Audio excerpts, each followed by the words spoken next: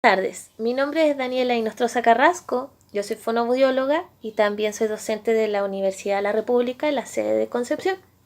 Les contaré sobre mi ensayo, el cual es de la reforma de la educación superior en el año 1981. En este año, el gobierno militar promulga la llamada Ley General de Universidades, que impacta de gran forma a todo este sistema universitario existente. El impacto al transcurrir el tiempo tiene más aspectos negativos que positivos. Se da inicio con este marco legal a la privatización de la educación universitaria, situación que claramente deja al Estado con un margen de intervención menor en la misma. La educación básica y media, en el año 1981, se municipalizó gracias a esta reforma. Fue aquí donde las decisiones se comenzaron a tomar dentro de las regiones, provincias y finalmente a las comunas, las cuales las unidades educativas pertenecientes provocan que el gobierno perdiera la rigurosidad y la dirección de estas entidades, causando que el alumnado que ingresaba a la educación superior bajara el nivel, ya que los procesos de aseguramiento de calidad nunca se instalaron correctamente. Debido a eso, en la actualidad, el gobierno solicita volver los establecimientos al modelo anterior, donde estaban directamente ligados al Estado. Las universidades tradicionales también sufren una transformación, puesto que en el caso de la Universidad de Chile, que es una universidad señera en nuestro país, empieza a dejar de tener influencia en las sedes regionales, de las cuales esta universidad tenía una red nacional, la que a partir de esta ley pierde las dependencias y se convierte en una universidad independiente sin ninguna vinculación entre aquellas sedes.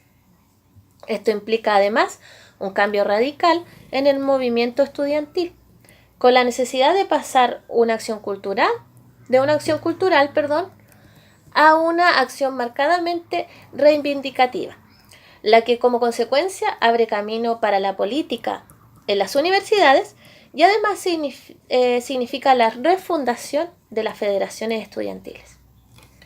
Otro aspecto que provoca esta ley es que a partir del ingreso del capital económico independiente del Estado, se crean universidades privadas, las cuales el Estado no tiene mayor injerencia.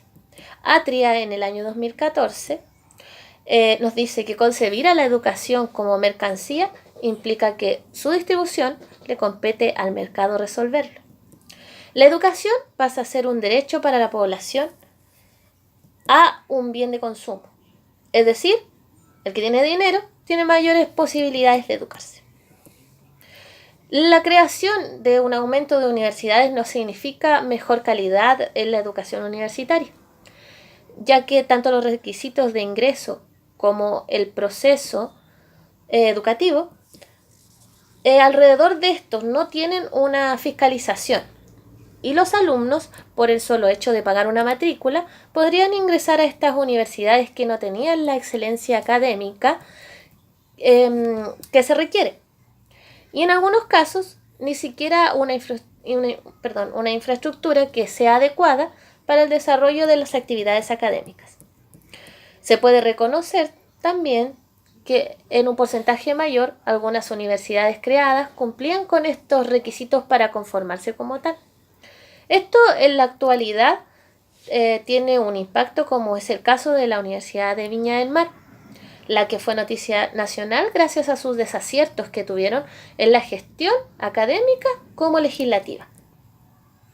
Otros aspectos relevantes que son influenciados por esta reforma es la investigación de las universidades, en la que decayó notoriamente, ya que se trataba de dar educación basada a un costo económico, y las universidades creadas bajo este marco legal solamente se dedicaban a la labor académica y no formativa, egresando profesionales y técnicos con bajos estándares de calidad.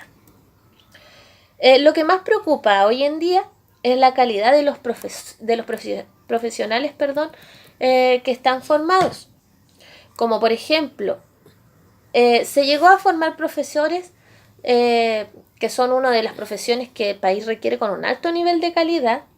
Estos se formaron en institutos profesionales, con 24 horas, 26 horas de académicas mensuales.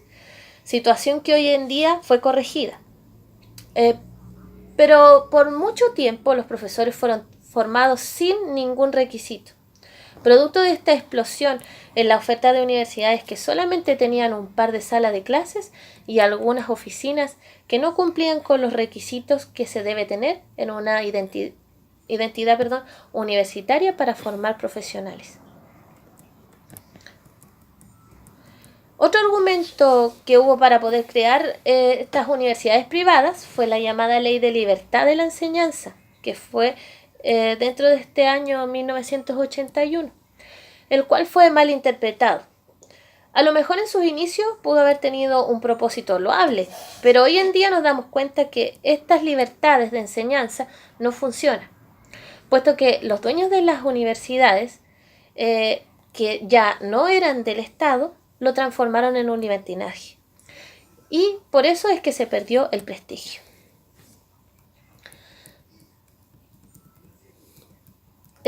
También, estas se propician al derecho de abrir, organizar y mantener establecimientos de educación, lo que provocó que el Estado tuviera menos injerencia y se vio sobrepasado por una cantidad de universidades creadas bajo una norma muy amplia, que hizo que muchas de estas entidades fueran desprestigiadas y fueran mermando el prestigio de las demás.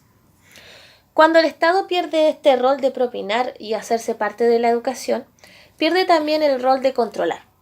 Por lo tanto, cuando deseaban supervisar y no tenían mucho impacto en la gestión pedagógica, entonces se va produciendo la entropía de la organización universitaria, ya que se entra con pocos requisitos y los sostenedores estos dueños de universidades pueden hacer lo que ellos crean conveniente. Y se va perdiendo este principio de la unidad nacional. Como conclusión, esta idea de esta reforma de la educación, hoy día vista 30 años después, claramente no es un acierto, puesto que influyó en la calidad de la educación. Se perdió la investigación. Las condiciones en que se fundaron algunas universidades eran deplorables. Se perdió todas las sedes regionales que tenía la Universidad de Chile, incluyendo un instituto pedagógico el cual tenía un buen prestigio. Hoy el Estado ha tenido que buscar cómo mejorar la calidad que tiene la educación en las universidades por el proceso de acreditación, porque estas universidades que se crearon en la reforma de 1981 nunca tuvieron un proceso de acreditación. Simplemente se formaron porque tenían algo que cumplir, el tener acceso a la universidad. Pero se cayeron en la exageración de que este acceso no fue normado, ni tampoco fue regulado. Vale decir que este marco legal hizo que el sistema educativo se desordenara. Son muchos los ejemplos que se dan, pero podemos concluir que primero es el inicio a la privatización de las universidades, como consecuencia de ser un eslabón más de la economía de mercado que tan fuertemente golpeó al país. Segundo, que no se preocuparon de lo social ni de lo cultural. Solo se preocuparon si el alumno tenía una cantidad de dinero o tenía una capital, como ya esta educación era un bien de consumo y servicio. Así cualquiera podía comprar y transar en el mercado sin saber que los requisitos que puedan tener una entidad universitaria. Muchas gracias.